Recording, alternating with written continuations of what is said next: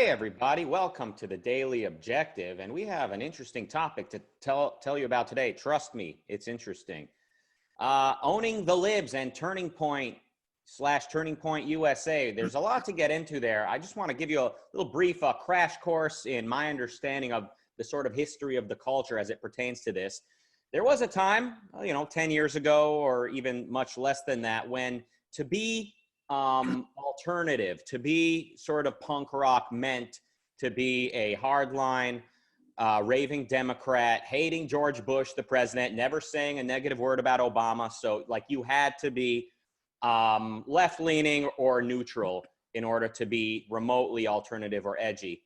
And then then came 2014, 2015, 2016. And you could say, I think you could say the social justice, feminist, social constructivist,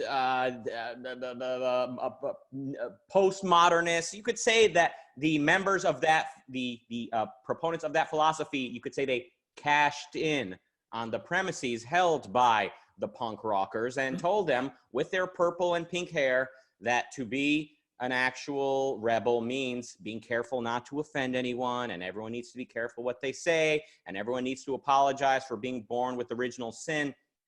And this would confuse the punk rockers of the 90s or any other time. But philosophy is serious business, folks. So then came an era when to have pink hair meant you are a social justice feminist and your Bible is BuzzFeed.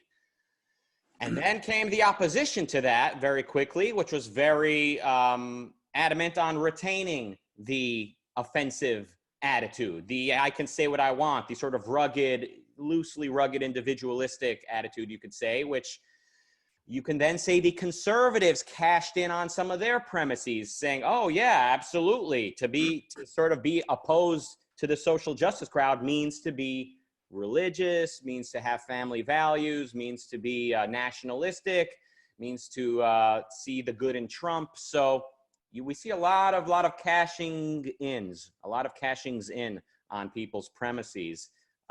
So my one question before I pass this over to the co-host is to all of you edgy conservatives out there, will this age well? Do you imagine the next generation that comes in will look at Turning Point USA and say, oh boy, that Charlie Kirk sure owned those libs. That guy sure was punk, the way he completely sold his soul to Donald Trump. And anyway, I'll stop with my opening 35-minute monologue and pass it over to a man who there's no greater joy in life than seeing him nod along and agree with things that I say. And it's those moments when he agrees with me that I realize I'm dealing with an intelligent individual. Nikos Sotirakopoulos. Well, we don't need anything past this monologue. Thank you. See you tomorrow. No, actually, goodbye. We need. Oh. But you did actually, you said the most important, the most interesting thing, which is that we live in the peculiar times when conservatives see themselves as the counterculture, and up to a point, they are the counterculture. And one of the big contributors to that has been Turning Point US. So we're gonna start by seeing some good things, and then we're gonna go full in with the philosophical artillery attacking the bad things. So what's Turning Point US? It's mostly a student or a young people's organization. It was set up by Charlie Kirk in 2012, and by all standards of efficiency in organizing it, it has been impressive.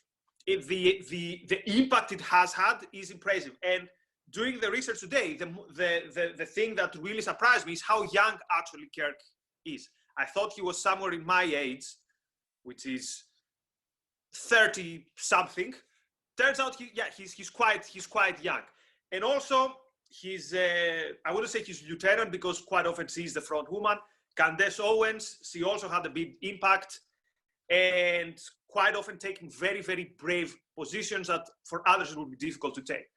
And if you go to their website, the positive attitude continues, because then you read, for example, their basic principles. And there are three principles. One is the United States of America is the greatest country in the history of the world. I'm not sure if I'd use present or past tense, but that's a point. The US Constitution is the most exceptional political document ever written. Probably agreed.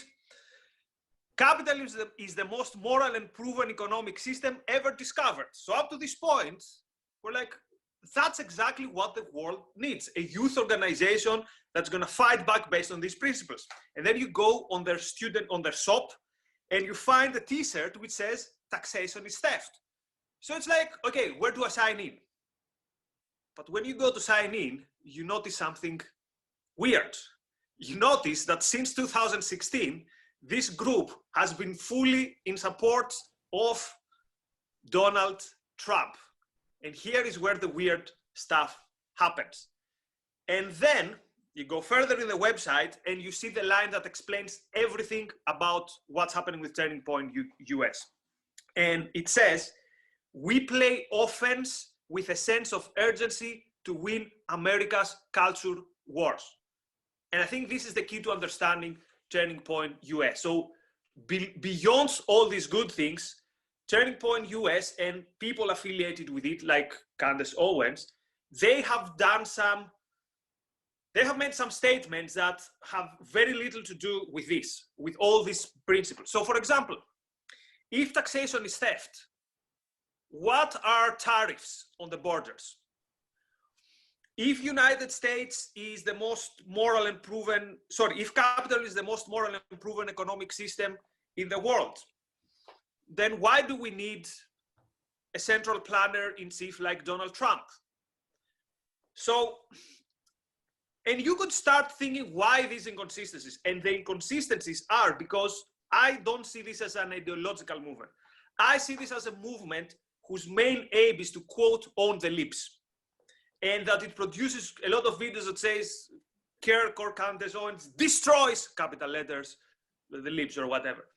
So anyway, that was my initial evaluation. So any comments on this contradiction between principles and the actual politics of the movement?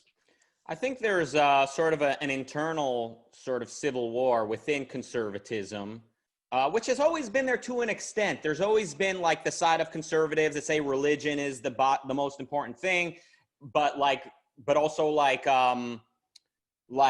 religion's part where it says your soul is endowed by your creator. So kind of like your right to property should be taken seriously. That versus the sort of anti-immigration, like that's the bottom line. Closed borders and nationalism, like that's the most important thing. And those two, I mean, the way it's sort of manifested more lately is that there's the sort of alt-right side, I guess we call them the new right, if we want to be a little bit softer and more general. The new right, which is the Trump, nationalistic, anti-constitutional, really, just like they think it's silly to take the founding documents very seriously. That side versus who they would refer to as cuck-servatives. You know, those dorks who still pay lip service to the Constitution and the founding principles, individualism, principles. So you're talking about contradictions with principles. I mean, so the new right, I think what you could say sort of characterizes them is that they think principles are for cucks. Principles are for suckers. So the fact that Donald Trump kind of makes up the rules as he goes makes him a winner. He's the hard ass. He's the cool guy from, you know, the movie who wins. So that they like that about him. And Charlie Kirk, who sort of came onto the scene at a time when, like you said, 2012, you still had this sort of Tea Party thing happening on the right where like the founding principles were referred to, individualism was still spoken of fondly. He kind of made a name for himself speaking about the founding principles. And I think Yaron Brook has said that Charlie Kirk was influenced by him in his high school years. So he was actually never an objectivist, but sometimes sounded a bit like one in some of his rhetoric. He went from that to the point where he's got Donald Trump on the cover of his book. I mean, him and Trump, there's no daylight between them. I mean, Trump knows that Kirk is a loyal young friend of his who is mobilizing the youth around himself, around Trump. Charlie Kirk, you know, I like to have some forgiveness in my heart for the young, but at the same time, he's an influential youngster. He is mobilizing the youth, and he has decisively turned conservatism in the direction of the new right, of Trump, with closed borders and nationalism as the sort of important thing right now. But it gets interesting, and I don't know if you were going to bring this up today, but it gets the twist, the sort of Game of Thrones twist of events, is that now the new like the Groyper alt-right crowd, the Zoomers who are just like 100% anti-founding documents. They're just explicitly opposed to individualism at all. They really, really want to go the nationalistic route. They are showing up at Charlie Kirk's Turning Point events. They are showing up at Donald Trump Jr.'s event, where him and his girlfriend are trying to play the Fox and Friends, Fox News agreeable sort of game. And they're saying, what are we doing here? Is this a Christian nation or not? Why are you sharing a stage with gay people? They're asking. Why are you sharing the stage with trans people? They're asking. So they are actually pushing Charlie Kirk and his ilk to their extreme and sort of cashing in on their premises. So Charlie Kirk, you sell your soul. You're going to have to live with the consequences. You got to figure out what you believe and stick with this, sir.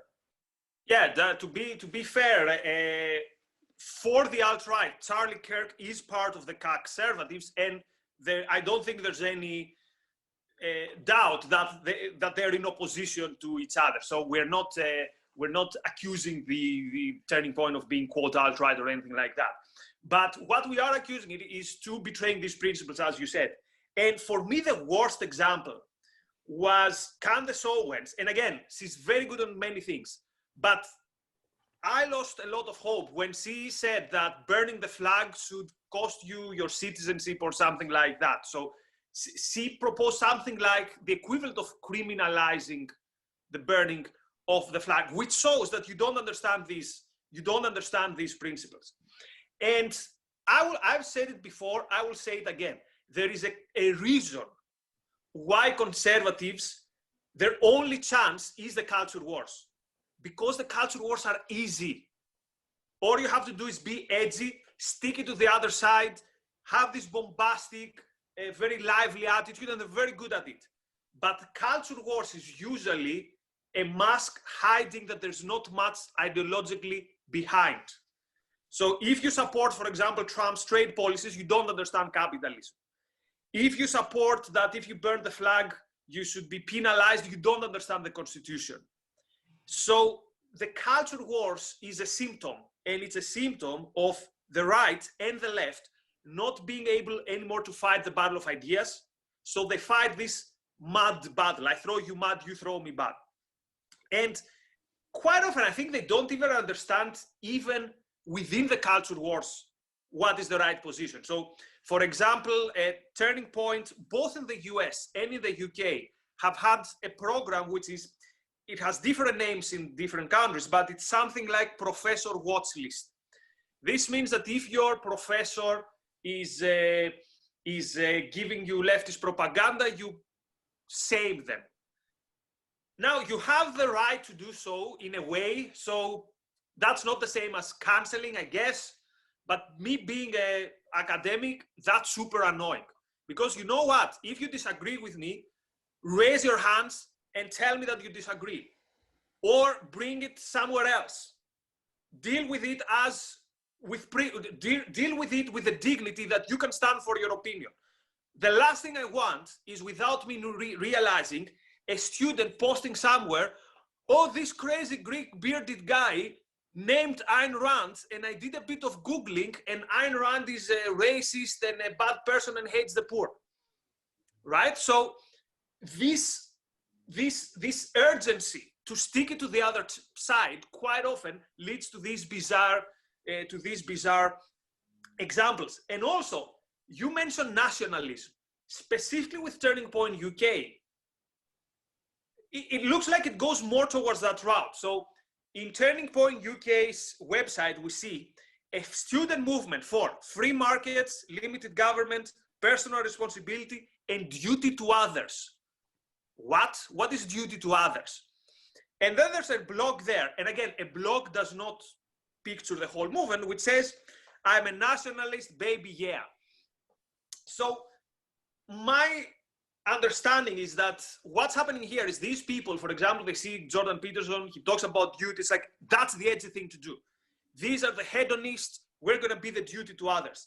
They are the globalists, we're going to be the nationalists. So what ends up happening is you become the mirror image of the other side. Yes, the other side are as bad as it gets.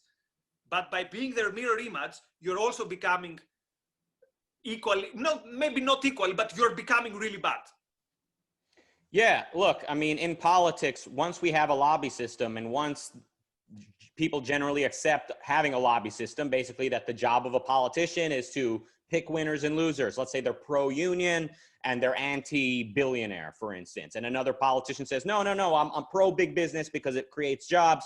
But, you know, the unions need to be tamed a bit. You know, let's say the teachers' unions. I'm opposed to the teachers. I'm going to weaken the teachers' union because they're not helping the kids, the students. And another one says, no, you know, everyone's picking a winner and a loser. Everyone's picking a team. And that's the nature of a lobby system.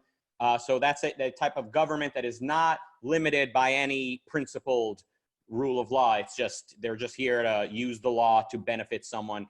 And it's inevitably going to be at the expense of another. So that's in government.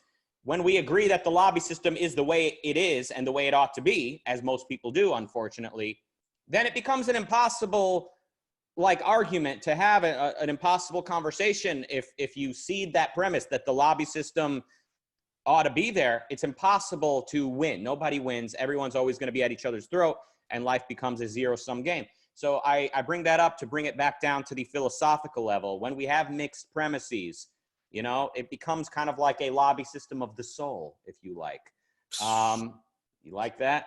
Like I said earlier, there's no reward like Nikos lighting up at my words. Sort of a lobby system of the soul where you have these mixed premises, and then we see the punk rockers turn into social justice feminists that are setting Berkeley on fire, and then, you know, and meanwhile the opposition to that is saying no, free speech, free speech, free speech. And then within, you know, a year or a short amount of time, you have people on the right saying it should be illegal to burn the flag. Well, whatever happened to free speech? Well, but we only have free speech because of the American flag. The American flag gives us our free speech. It was just a short, I mean, and that's just a couple quick examples of how mixed premises and contradictions quickly flip people into the opposing groups. And today, some leftist lawyers are some of the last vanguards of protecting free speech at the legal level, and some right-wing lawyers, conservative lawyers, are actually leading the charge and using antitrust legislation and other BS to regulate Facebook and other websites like that. So we're seeing free speech and property rights with various enemies and bedfellows, and it's getting stranger with time. The world is getting very strange, and it's sad because just a few short years ago, I guess 10 years ago or now, I remember Republicans were running against Obama. They were saying things like, our rights don't come from the government. Our rights come from nature and from God, which, you know, I'll take it. These days, I'll take that. You know, if we could maybe take nature and God and maybe over time just blend them to a point where we're just saying nature. And that's basically, I think, what the founders meant when they say, you know, our rights were endowed by our creator. That most philosophers, so even some of the better philosophers, even I think Aristotle, sort of believed in God when they couldn't sort of tie it all together. They had some kind of prime mover creator to kind of as the glue. And that, I think that's what the founding documents were sort of saying when they talk about God. So to have politicians again, or to have popular intellectuals again talking about our rights not coming from the government but coming from nature/God, that would be a breath of fresh air considering the world we're living in today. Well, yeah, within a context when it's a small mistake that you can correct it by telling them that, yeah, you mean by nature of reality. Yeah, I agree. By the way, I knew Rucka would be on fire today the moment I saw that cool Robocop t-shirt. So right. So to finish though on a more positive note, because as I said in the beginning, the impact of Turning Point has been important. It has had an impact on the culture wars. So how do we, people who are engaged in, let's say, in objectivist activism, is there anything to learn from such a movement? So I haven't thought, I just came up with this question a couple of minutes ago, so I haven't got an answer, so you'll have to bail me out here, but maybe being very open, being very brave, being out there and actually trying to get the moral high ground, and also bringing philosophy, and they don't bring philosophy, but bringing morality in the game. They bring their morality, which is not the proper one, but as a system, it works. It's something that gets people fired up. And also, if you tell people, look, we are the real radicals, it works. So is there a open way for objectivists as well to go down a similar route, but a better one? Yes and no. I mean, it's complicated. And the more I study objectivism, the more I realize how sensitive it is to error that completely like makes you rationalistic and you lose your way. So it's very difficult to get charismatic, even younger people to get out there and be radicals for objectivism. I mean, like they're going to make mistakes, and that we're going to end up with more Stefan Molyneux and various sort of bastardized offshoots of what he might claim used to be objectivism or something like that. I mean, we'll end up with more Charlie Kirks ultimately if you don't understand it. So it's sort of a double catch-22 where like you need to be have like decades of study to understand objectivism truly, I think, and to take it seriously and to live and to look at the world and gain life experience to really understand it enough to probably teach it. But then at the same time, it's like the clock is ticking. You know, everyone else, you know, Charlie Kirk on the right or whoever it is on the left, they get to be reckless because they're cashing in on what basically people already believe. We're trying to push a philosophy that challenges people so fundamentally. So at the end of the day, as much as I get as impatient as anyone, I think I'm increasingly coming to the conclusion that the way to change the culture is to patiently study objectivism, to be inspired by it more than to be kind of riled up by it and restless and reckless. We need to study it, understand it, be inspired, and kind of if we're going to be public like you and I are, we need to sort of take the audience on a journey with us rather than talk to them like we're here to teach them something. What do you think? Because we are not. Yeah, we are not, and we are not we are students of the movement, and we try to make sense of the world having it as a compass, but there's a very good chance we're mistaken. So I get all what you said. At the same time, as Francisco said at the end of one of the best speeches in history, and your time is running out. So this has two meanings. So time is running out, but also, as you see, more lockdowns, economic recession, if not something worse, crazy things happening in the world. I get this urgency more and more and more. Anyway. You know, it gets darkest right before dawn is what they say. Look, I mean, if we have a healthy scene of people interested in objectivism, I would say things could move in a positive direction. It's not written in stone that all, you know, young objectivists become libertarians or alt-right quickly. Like it's very possible that a crowd of people who are interested in objectivism will become influential and will have some prudence and good temperament as they go on this journey rather than losing patience.